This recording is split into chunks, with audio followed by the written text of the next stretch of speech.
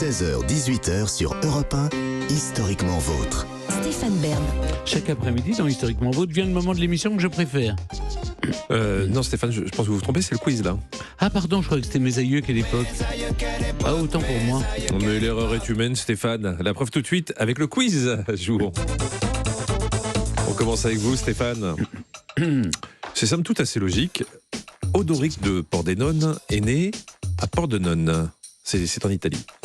Missionnaire franciscain, il a été l'un des rares voyageurs pendant le Moyen-Âge à se rendre en Extrême-Orient. Voici ma question. Dans ses récits, notamment quand il s'est rendu à Sumatra, il a décrit la recette d'une soupe particulièrement peu appétissante. En effet, elle était préparée à base de pieds de femme. Vrai ou faux ? Ne me regardez pas, moi je n'aide plus Stéphane et je ne ris plus. Ça fait partie du nouveau... Ah donc vous allez bouder pendant combien de jours, vous exactement ? Je vous ferai connaître ma réponse en temps utile. C'est votre question sur les cannibales, c'est ça ? Exactement. Sacha Distel tout à l'heure. Alors, cela dit, ouais, Stéphane, les Orientaux ont toujours adoré, les Chinois, les pieds de femmes. Mais est-ce que c'était à Sumatra, est-ce qu'on bande les pieds des femmes ? Je crois qu'elle a arrêté de bouder. Et de rire. Et elle rit en plus. Elle rit à nouveau. Les pieds de... C'est-à-dire, c'est tentant, effectivement, parce que c'est une question sur les cannibales, donc franchement, on fait une... Oui, mais enfin, Stéphane, en même temps, dans les pieds, il y a que du cartilage, comme quand on mange des pieds de cochon. Bah oui, les pieds de moi, si on mangerait plutôt des cuisses ou un petit... Non, c'est une soupe. C'est pour une un soupe. morceau de fesse. C'est pour donner du goût C'est seulement. pour donner du goût. Mais... Ne répétez pas tout ce qu'il dit. Les pieds, le cartilage donne pas de goût, voyons. Oui, Non, mais les mais pieds, si. Le cartilage, c'est insipide, c'est sa consistance qui est agréable dans une cuisse de poulet. Je suis tenté de répondre que c'est faux et qu'on n'a pas pu couper les pieds d'une femme pour les mettre dans la soupe. Vous ne savez pas. Et peut-être que c'est encore pire que ça. Eh bien... Moi, je pense que c'est pire. Ça va être une soupe aux yeux. Ouais, vous trouvez ça pire, les soupes aux yeux. Moi, je dirais non parce que ça me choque. Ça vous choque ? Oui, ça me choque. Une soupe de pieds de femme, excusez-moi. Et de pieds d'homme ? Mais c'est pareil. C'est pareil, les pieds globalement. Oui. Ok, on vérifie. Mais pas tout. Vous avez gagné. Vous avez gagné, mais par contre, je ne sais pas si vous voulez la réponse, parce que ça va être pire. C'est des nez, une soupe au nez et aux oreilles, une soupe au sein. Non plus, calmez-vous. Les organes génitaux. Non plus. Non, c'est faux. Par contre, à Lamourie, à Sumatra, il a pu observer un commerce d'enfants où seuls les plus dodus étaient vendus. Les habitants de cette cité lui ont assuré que la viande d'enfant était beaucoup plus sucrée. Ça, c'est moins choquant. Oui. Quel monstre celui-là. Il ne respecte rien. Vous êtes jeune, là, vous n'avez pas grand-chose à regretter. Ils ne mangeaient pas quand même. Bah si, les enfants. Ils étaient vendus pour être mangés, Stéphane. Et puis, on a quand même l'enregistrement, vous allez dire, oh ça va, ça passe. Ils étaient plus dodus et leur chair était plus sucrée. Des enfants orphelins, on les achetait pour les élever. Ah non, c'est pour les élever, mais pour les manger après. Peut-être. Et ils prenaient les plus dodus. Ah donc on mangeait les enfants. Oui, voilà, c'est ça. Horrible.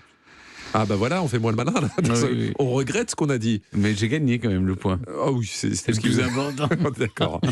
Est-ce que Clémentine Non, soit mais aussi rassurez-moi, à cynique ? Sumatra, ça n'existe plus, ce genre de choses. Écoutez, j'y suis pas allé, il faudra demander à Gavin, ça c'est lui qui voyage. Je suis un peu resté sur ma faim, alors on va rester dans le cabine... Vous voulez manger un peu de choses ? Non plus. On va rester dans le cannibalisme avec vous, Clémentine. On a tous en tête l'extrait cinématographique où dans Indiana Jones, je crois que c'est le second, un méchant retire à la main le cœur d'un sacrifié. Vous vous souvenez de cette scène ? Oui. Eh bien, en 1529, un missionnaire franciscain a décrit exactement la même scène chez les Aztèques. Vrai ou faux ? Oui. 1529 ? 1529. Oui. Oui, c'est tout. Vous voulez Alors, nous parler le de votre grand bouderie Montezuma, en haut de sa tour, dans la forêt vierge, saisissant son coutelas en cristal. Non, qu'est-ce que vous voulez que je vous dise ? Non, j'en sais rien. Bon, Voilà. un temps précieux, là. Oui. Vous dites oui. Alors, oui. Alors, le temps, c'est de l'argent. On enchaîne. C'est la 5e question, surtout, Allez. potentiellement. Vous avez gagné. Vous avez gagné, malheureusement, ça s'est passé en 1529. Le roi d'Espagne interdit les écrits du missionnaire franciscain Bernardino de Sahagún. tellement ils sont gore. Ce dernier a vécu avec les Aztèques pendant quasiment 60 ans et il raconte la pratique de retirer un cœur d'un sacrifié directement à la main. Mais il y a triche, car il y a une ouverture dans la poitrine qui a été faite au préalable avec une pierre sacrée. Voilà. Ah, oui. Oui, ça va, c'est moins choquant. C'est moins choquant. On retirait le cœur comme ça. Oui. Et le type restait vivant. Ah bah non, Stéphane. Puis on le mangeait après. Non, ou sinon, il va marcher beaucoup moins bien après. Mais il est tellement naïf celui-là. Stéphane, une question pour vous. C'est pour égaliser, alors on se concentre. Mais non, on est un partout. On a déjà égalisé. Concentrez-vous, Jean-Luc. Non, mais le problème, vous m'avez tellement brouillé avec votre histoire de pied. Oui. Alors, on est à un partout. Un partout, d'accord. Deuxième question. Je tente toujours de vous apprendre des choses dans ce quiz, Stéphane. Et vous savez, j'aime bien vous parler de ce petit train souterrain que les gens prennent pour se rendre au travail ou pour se balader dans la capitale. Ça s'appelle le métro. Exactement, vous en avez entendu parler. Mais je l'ai pris aussi. Non, non, vous avez peut-être des photos, mais non, vous ne l'avez jamais pris. Arrêtez, dites la vérité. Les gens doivent savoir.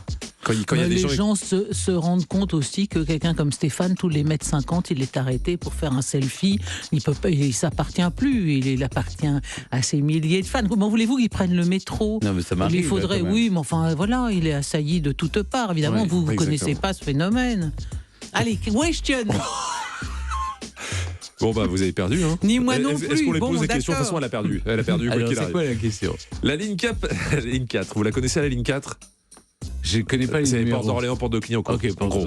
Elle existe, elle est plus sous ce nom-là, parce qu'elle va jusqu'à Montrouge, cher monsieur, maintenant. Du côté au sud de toute façon, vous en avez déjà assez fait.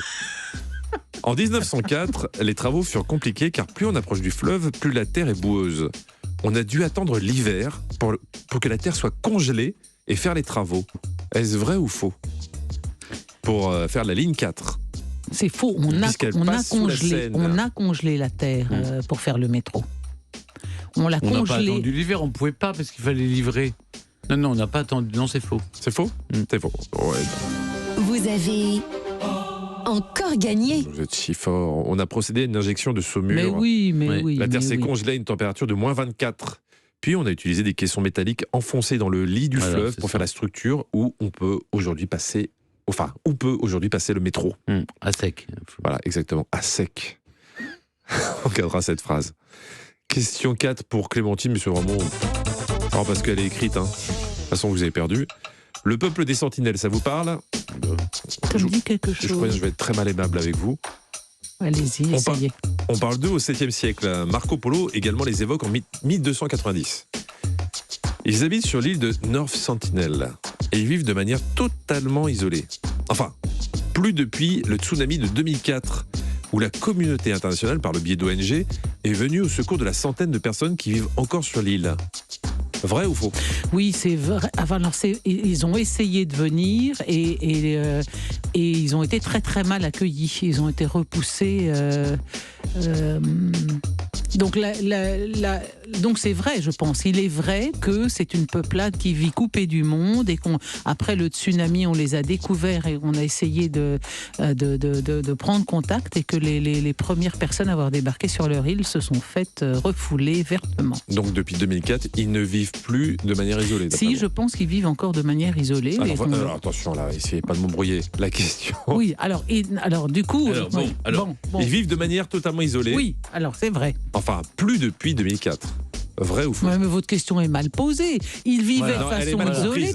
Elle est mal comprise. Ah bon, alors votre question est mal comprise. Ils sont isolés, oui ou non, madame Portier-Kettelbach? La France doit savoir. Alors, ils étaient isolés jusqu'à 2004. C'est pas la question. Est-ce qu'ils sont encore isolés aujourd'hui, oui ou non? Oui. Elle est en garde à vue. On écoute la réponse. Vous avez perdu. Vous avez perdu et c'est fâcheux. Ah ouais, c'est comme ça. Ouais, vous avez perdu. De toute façon, je vous l'avais dit, vous êtes trop désagréable. On peut quand même entendre la réponse. Pendant le tsunami, les sentinelles ont refusé les secours. Les hélicoptères qui ont tenté de s'approcher ont reçu des flèches. Donc j'avais raison. Non. Si, c'est ce que j'ai dit. Et aujourd'hui, ils sont isolés ou pas? Bah oui, Stéphane. Bon, c'est très précisément ce que j'ai dit. Vous qui êtes de bonne foi. Elle a gagné. Qui est de bonne foi, Stéphane ou moi? Stéphane. Ah oui, Stéphane, oui. J'ai gagné. Oui, non, vous avez gagné le point. Maintenant, il y a. Maintenant, il y a la 5e question. Ah oui. Bon, allez, je vous la fais parce que là, c'est vraiment. Je suis de bonne humeur aujourd'hui. Steven Spielberg sort en 98 un film. Est-ce que vous savez de quel film il s'agit? Ça se passe Qu'est-ce en que Normandie. Ça peut être en Normandie. Bah, c'est le soldat Ryan. Exactement, il faut sauver le soldat Ryan. Oh, c'est Reste avec nous, Seigneur. C'est un cantique. Oh, c'est beau ça. C'était la question, C'est un bravo. cantique anglais. Non, ça m'étonnerait. Non, c'est pas ça. Même si la majeure partie du récit est totalement fictive, elle est quand même grandement inspirée de l'histoire réelle des frères Nyland. 4 frères qui ont tous servi dans l'armée américaine pendant la Seconde Guerre mondiale. En quelle année est mort le dernier frère Nyland?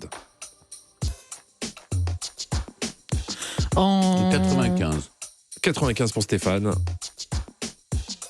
Bah, ils sont tous. Vous venez de nous dire qu'ils étaient tous morts. Oui, mais je voudrais savoir en quelle année est mort le dernier. Bah, le dernier, il est mort en 45 à Berchtesgaden, dans Nid d'Aigle d'Hitler. 95 pour Stéphane, 45 pour vous. C'est Stéphane qui remporte le quiz.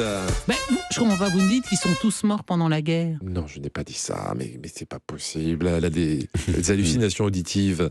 J'ai dit en quelle année est mort le dernier frère Nyland Oui. qui a fait la guerre. Oui, ça vous avez raison. Mais le dernier frère est mort en 1984. C'est Ah, bravo. Edward Nyland. Bon, En fait, bon, sur les bon. 4 frères, 2 sont morts pendant le conflit en 44. Et 2 ont. Voilà. Oui, mais alors, je vais vous dire, c'est peut-être eux qui ont inspiré le soldat Ryan, mais il y a plusieurs familles françaises où les 4 frères. Quel est le président de la République qui a perdu ses 4 fils pendant la guerre de 14? Quel est celui. Vous voyez, il y a eu ceux qui ont inspiré la famille de fondeurs qui a fondu les lettres sur le palais de Tokyo, là. Eh bien, il y avait 5 membres de la famille, et dont 4 fils qui sont morts en 14. Donc, vous voyez, le soldat Ryan, là, vous nous expliquez que c'est inspiré Oui. d'une famille où il y en a 2 sur 4 qui sont morts, bah c'est pas extrêmement. Bon, écoutez, ouais. faites pas Non, des- non, c'est pas très. C'est pas je très voulais quand même flagrant, vous expliquer votre histoire. Ah, bon. le dernier frère Nyland, vous voulez savoir, on a cru qu'il était mort, mais en fait, il avait été capturé par les Japonais, puis libéré, et il est mort en 83. Eh ben, Et- c'est ça. Voilà, J'ai on une a grande cru nouvelle qu'il pour était vous. mort. Demain, c'est Clémentine qui fait le quiz, parce que là, j'en peux plus. Ah J'en bah, peux ça, plus. En il est attendant, temps de me qui le a proposer. gagné Qui a gagné? C'est Kiki, Stéphane. c'est Kiki. Voilà, c'est Stéphane. merci à tous. Europe 1. Au revoir Clément. Historiquement vôtre.